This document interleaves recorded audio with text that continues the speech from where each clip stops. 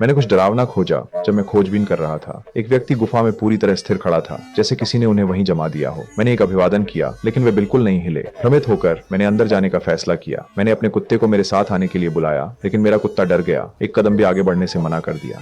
मुझे अकेले ही अंदर जाना पड़ा। मैंने सावधानी से गुफा के अंदर गहराई में खोजबीन की, लेकिन कुछ ही कदमों के बाद किसी तरह की ऊर्जा ने मेरा रास्ता रोक दिया। मैंने उसे छूने के लिए हाथ बढ़ाया। मेरे चारों ओर की ऊर्जा ठोस महसूस हुई, जैसे हवा की एक अदृश्य दीवार। हर कदम बेहद कठिन हो गया, लेकिन मुझे जानना था कि क्या हो रहा है। मैंने अपने डर को पार किया और आगे बढ़ता रहा। जैसे ही मैं गहराई में गया, मैंने कुछ भयानक देखा। वह व्यक्ति धीरे धीरे हिलने लगा।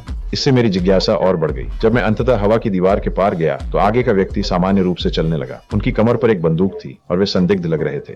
मैं उनके पास जाने की हिम्मत नहीं कर सका। जल्द ही वे अंधेरे में गायब हो गए। जब मैं उनका पीछा करने के बारे में हिचकिचा रहा था, मेरे पीछे कुछ अजीब हुआ। गुफा का प्रवेश द्वार चमकता और अंधेरा होता रहा। गुफा के अंदर से डरावनी चीखें गूंज रही थीं।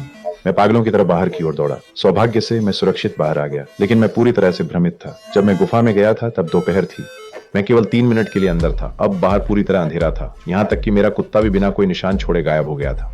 मैं इस पर विश्वास नहीं कर सका और अपनी कार की ओर दौड़ा। जब मैं वहां पहुंचा तो मेरी कार पूरी तरह से घास और बेलों से ढकी हुई थी। मैंने कार स्टार्ट करने की कोशिश की, लेकिन बैटरी खत्म हो चुकी थी। तभी मैंने अपनी काम की फोटो देखी। वह ऑक्सीकरण से पीली हो गई थी, जैसे कई साल बीत चुके हों। मैं सुराग खोजने के लिए बाहर निकला। मैंने पास में एक एसयूवी खड़ी देखी। आसपास कोई नहीं था। मैंने उनकी बैटरी अपने लिए लेने का फैसला किया, लेकिन जब मैंने इसे देखा तो यह कार भी घास फूस से ढकी हुई थी।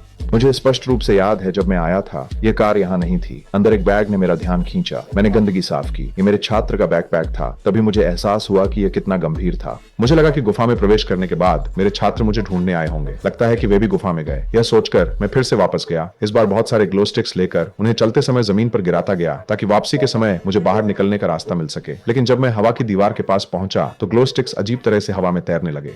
मैंने एक को पकड़ने के लिए हाथ बढ़ाया। ग्लो स्टिक दूर जाने लगी। ये केवल हवा की दीवार से गुजरने के बाद गिरी। बाहर प्रवेश द्वार फिर से चमका, लेकिन इस बार मैं पीछे नहीं हटा। मैं सीधे गहराई में चला गया।